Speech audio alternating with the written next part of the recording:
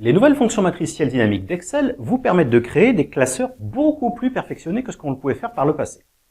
Par exemple, dans le cas de figure présent, j'ai ici plusieurs dates de commande pour plusieurs clients. Mon besoin, c'est de retourner pour chacun de mes clients les dates auxquelles ils ont passé commande. Eh bien, pour cela, il y a la fonction filtre que je vais vous expliquer un petit peu plus tard, qui, en fonction du nom de mon client, sont capables de récupérer pour le client 1, par exemple, les 2 dates de commande, pour le client 2, les 3 dates de commande, et ainsi de suite. Donc, qu'est-ce que c'est qu'une fonction matricielle dynamique? Eh bien, tout simplement, à la différence d'une fonction classique d'Excel, c'est une fonction qui, en fonction du nombre de résultats qu'elle va trouver, va vous présenter le résultat sur 2, 3, 4, 5, 6, 10 cellules, peu importe. Enfin, elle va s'adapter exactement au résultat à retourner.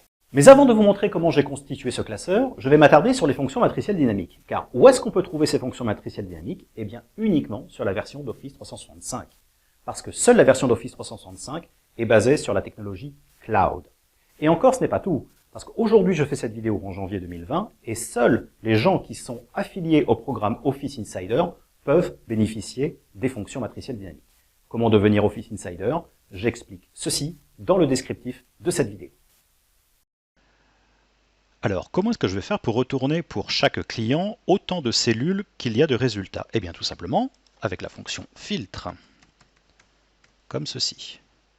Alors, quel est le premier paramètre de la fonction filtre? Eh bien, ce sont les dates que nous souhaitons retourner. Donc, je vais sélectionner ma colonne de dates.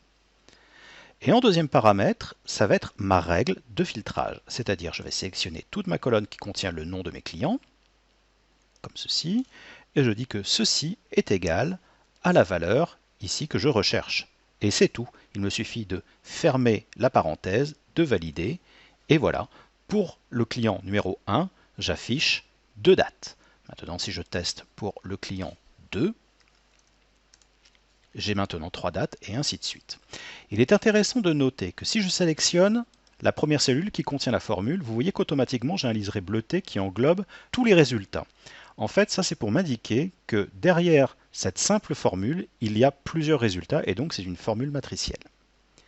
Dernier point, je peux également indiquer de me présenter le résultat par ordre croissant ou décroissant. Pour cela, je vais utiliser aussi une nouvelle fonction matricielle dynamique, qui est la fonction tri, comme ceci, et en validant maintenant, toutes mes dates sont par ordre croissant.